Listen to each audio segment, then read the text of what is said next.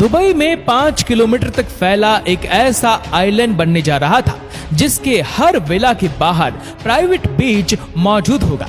समंदर की खतरनाक लहरों को रोककर वहां एक लग्जरी आइलैंड बनाने का सुहाना ख्वाब जो दुबई के शेख ने देखा था, वह इंजीनियर्स और वर्कर्स के लिए एक घिनौना ख्वाब साबित हुआ।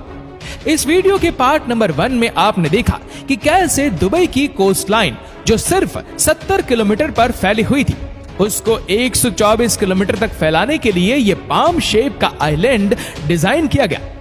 इस पाम शेप के आइलैंड को समंदर की लहरों से बचाने के लिए इंजीनियर्स ने जब एक आउटर वॉल बनाने का फैसला किया तो उसके लिए 99 लाख टन पत्थर अरेंज कहां से किए गए। जिन पत्थरों को समंदर में डालकर यह आउटर आइलैंड बनाया जा रहा था, उनमें से अगर एक भी पत्थर सही पोजीशन में नहीं रखा गया तो आइलैंड किसी भी वक्त तबाही का निशाना बन सकता है। ये चेक करने के लिए डाइवर्स 30 मीटर पानी के नीचे जाते थे और हर एक पत्थर की पोजीशन चेक करके बाहर बैठी टीम को ओके का सिग्नल देते थे। Challenge number 5। पाम झुमरी का कंस्ट्रक्शन स्टार्ट हुई अभी 6 महीने गुजर चुके थे और इंजीनियरिंग टीम ने 4 किलोमीटर लंबा ब्रेक वाटर बना लिया था, लेकिन 7 किलोमीटर अभी भी बनाना बाकी था। दुबई के क्राउन प्रिंस शेख मोहम्मद बिन रशीद अल मक्तूम ने इंजीनियरिंग टीम को यह आइलैंड बनाने के लिए जो डेडलाइन दी थी वो थी सिर्फ और सिर्फ 2.5 साल। यानी अब इंजीनियर के पास बाकी के सिर्फ 21 महीने बचे थे जिसमें यह ब्रेक वाटर भी कंप्लीट करना था और साथ साथ इसके अंदर पाम शेप का आइलैंड भी। इंजीनियर्स के लिए खड़ा होने वाला चैलेंज ये था कि अगर इन्होंने ब्रेक वाटर कंप्लीट करने के बाद अंदर का आइलैंड बनाने का काम शुरू किया तो ये शेख की दी गई डेडलाइन पर पूरा नहीं उतर सकेंगे, और अगर पहले अंदर के आइलैंड पर काम शुरू किया तो समंदर की लहरें इस आइलैंड को निगल जाएगी। यानी अब इंजीनियर एक ऐसे जाल में फंस चुके थे जिसमें से निकलने के लिए उनको अपनी प्लानिंग चेंज करनी पड़ी। इस चैलेंज से निपटने के लिए इंजीनियर ने फैसला किया कि दोनों आइलैंड की कंस्ट्रक्शन एक साथ चलेगी। यानी जैसे जैसे ब्रेक वाटर बनता चला जाएगा उस हिस्से के अंदर पाम आइलैंड को भी साथ साथ ही बनाना पड़ेगा। अभी ये प्लानिंग हुई ही थी कि सर्दियों का मौसम आ पहुंचा और एक नई मुसीबत गले पड़ गई। हर साल सर्दियों के मौसम में अरेबियन गल्फ तेज हवाओं के निशाने पर रहता है जिनको शमाल स्टॉर्म कहा जाता है। इन तेज हवाओं की वजह से यह समंदर काफी भयानक हो जाता है, इतना भयानक कि इसमें ट्रेवल करना ही बहुत मुश्किल होता है। आइलैंड की कंस्ट्रक्शन के लिए समंदर पर सुकून होना बहुत जरूरी था।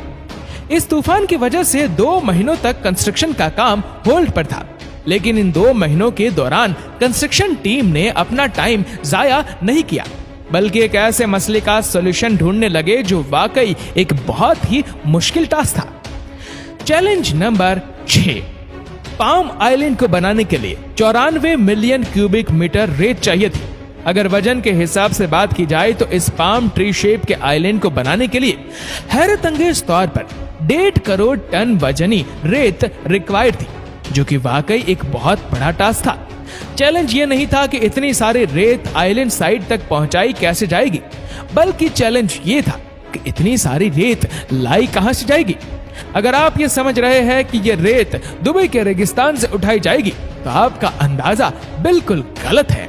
दुबई के रेगिस्तान में बेशक इतनी रेत है कि उसकी कोई लिमिट नहीं, लेकिन ये रेत बहुत ही बारीक है जिसको अगर पानी में डाला गया तो वह पानी में मिक्स हो जाएगी। यानी इंजीनियर्स को एक ऐसी रेत चाहिए थी जो पानी में मिक्स भी ना हो और जिससे आइलैंड मजबूती से खड़ा भी रहे।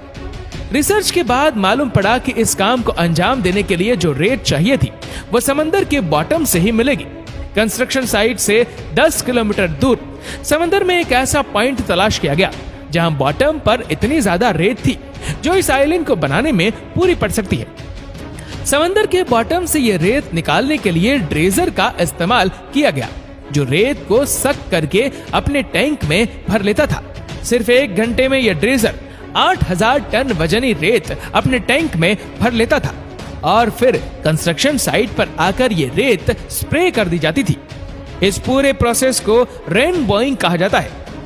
रेत को निकालने से लेकर कंस्ट्रक्शन साइट तक ले जाने में एक ड्रेजर को 4 घंटे लगते थे और एक वक्त में 8000 टन रेत ट्रांसपोर्ट की जाती थी।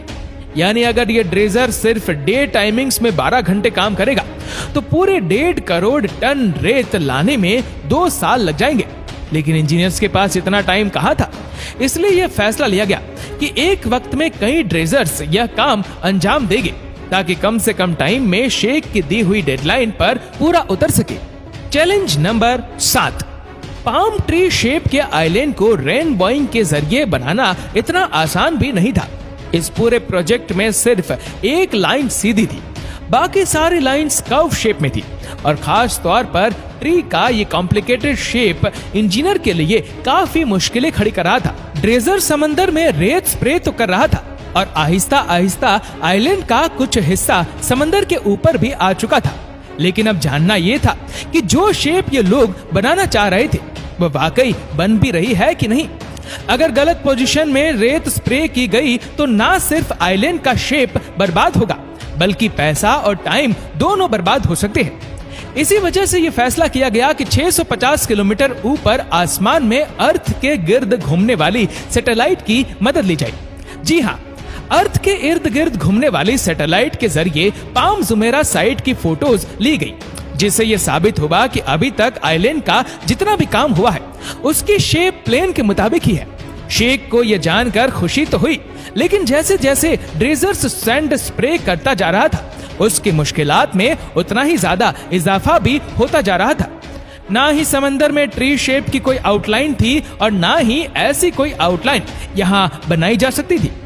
ड्रेजर्स का अंदाजे से समंदर में रेत स्प्रे करके पाम ट्री शेप को मेंटेन रखना काफी ज्यादा मुश्किल हो रहा था।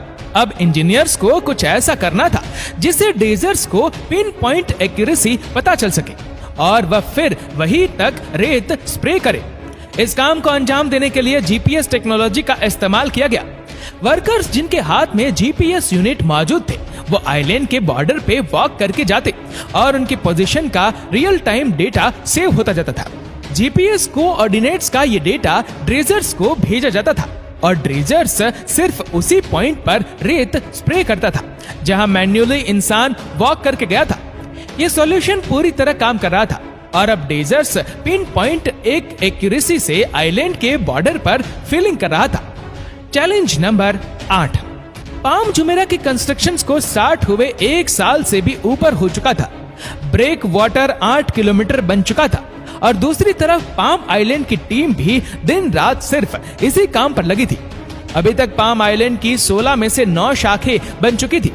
तभी इंजीनियरिंग टीम के सामने एक ऐसा चैलेंज आ खड़ा हुआ जिसके बारे में उसने सोचा भी नहीं था। ब्रेक वाटर, जिसको असल में समंदर की ताकतवर लहरें रोकने के लिए बनाया जा रहा था, उसने अपना काम दिखाना शुरू कर दिया था। वह वाकई लहरों को तो अच्छी तरह से रोक रहा था, लेकिन अब आइलैंड के अंदर पानी का बहाव कम हो चुका था। यानी जो पानी आइलैंड की अंदरूनी साइड पर था वह एक ही जगह खड़ा रहकर मैला और बदबूदार होने लगा था। ये एक ऐसा मसला था कि अगर अभी इसका कोई सॉल्यूशन नहीं निकाला गया तो इस बात का पूरा चांस था कि शेख का ये प्रोजेक्ट बुरी तरह से फ्लॉप हो जाएगा। अब इस मसले से निपटने के लिए आइलैंड के डिजाइन में चेंज करना जरूरी था। कुछ तो ऐसा करना होगा जिससे आइलैंड के अंदरूनी साइड पर पानी चलता रहे कि ताकि वह खराब ना होने पाए। खुशकिस्मती से इंजीनियर्स को इसका एक अच्छा सॉल्यूशन मिल गया। ये फैसला किया गया कि ब्रेक वाटर को 2 साइडों से तोड़कर वहां ब्रिज बनाए जाएंगे ताकि एक साइड से पानी का प्रेशर अंदर जाए और दूसरी साइड से बाहर निकल सके। ये सॉल्यूशन आखिरकार काम कर गया और पूरे 2 हफ्तों के बाद आइलैंड के अंदर फंसा बदबूदार पानी आहिस्ता आहिस्ता वापस बाहर निकलते गया। चैलेंज नंबर 9, अगस्त 2003 में पाम जुमेरा का ब्रेक वाटर कंप्लीट हो चुका था। 99 लाख टन पत्थरों से बना 250 मीटर चौड़ा ये ब्रेक वाटर समंदर की लहरों को अच्छी तरह से रोके हुए था। इसके 1 ही महीने के बाद पाम आइलैंड की टीम से भी अच्छी खबर आ गई। 1.5 करोड़ टन रेत से बनाए जाने वाले पाम ट्री की 16 शाखाएं भी कंप्लीट कर ली गई थी। ड्रेजर्स जो 1 साल से लगातार चल रहे थे उनका भी आराम करने का वक्त अब आ चुका था। इंजीनियरिंग टीम ने वक्त से पहले ही हैरत अंगेज तौर पर पूरा आइलैंड कंप्लीट कर लिया था और अब इस पर भी विलाज, शॉपिंग मॉल्स और होटल्स बनाने की बारी थी। लेकिन मसले ऐसे थे जो किसी भी सूरत में इंजीनियरिंग टीम की जान नहीं छोड़ रहे थे। अब एंड टाइम पर एक ऐसा चैलेंज आ खड़ा हुआ जिसने पूरे आइलैंड के लिए खतरा पैदा कर दिया था। जो रेत डालकर पाम ट्री का शेप बनाया गया था, वह रेत अभी भी लूज थी। वक्त के साथ साथ रेत कंपैक्ट हो रही थी और आइलैंड के कई हिस्से वापस पानी में जाना शुरू हो चुके थे। शेख के सपने के मुताबिक इस आइलैंड पर मेटल रोड और हजारों बिल्डिंग बनने थे, लेकिन उसके लिए जरूरी यह था कि आइलैंड की रेत बिल्कुल ठोस हो।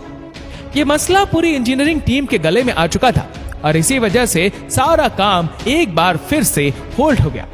इस मसले का जल्द से जल्द सॉल्यूशन निकालना बहुत जरूरी था, क्योंकि ये वह पॉइंट था जब पूरी दुनिया की नजरें इस प्रोजेक्ट पर टिकी थी और इस आइलैंड की वजह से दुबई के शेख की इज्जत दांव पर लगी थी। इस मसले के अलावा एक और मसला भी था। दुबई अपनी जियोग्राफिकल लोकेशन के हिसाब से वैसे ही अर्थक्वेक जोन के करीब है और अगर यहाँ कोई अर्थक्वेक आया तो इसके खौफनाक नतीजे हो सकते हैं। पाम आइलैंड की रेत जो पहले ही कॉम्पैक्ट नहीं थी, अर्थक्वेक के सिर्फ एक ही झटके से ये पूरा आइलैंड ऐसे ही खत्म हो सकता था जैसे इस बाउल में पड़ी रेत पानी के अंदर जा रही है। इस मसले का सिर्फ एक ही सॉल्यूशन था कि आइलैंड की रेत को 12 मीटर की गहराई तक कॉम्पैक्ट किया जाए, जबकि नॉर्मल रोड रोलर सिर्फ 6 मीटर की गहराई तक रेत को प्रेस कर सकता है। अब इस मसले से जान छुड़ाने के लिए इंजीनियर्स एक नया तरीका मैदान में लेकर आए। एक ऐसी हाइड्रोलिक ड्रिल मंगाई गई जो जमीन में जाकर अंदर वाइब्रेशन पैदा करती है। इस वाइब्रेशन से रेत के जर्रात कॉम्पैक्ट हो जाते थे और जिस जगह ड्रिल सुराख करती थी वहां का हिस्सा फुल सॉलिड हो जाता था।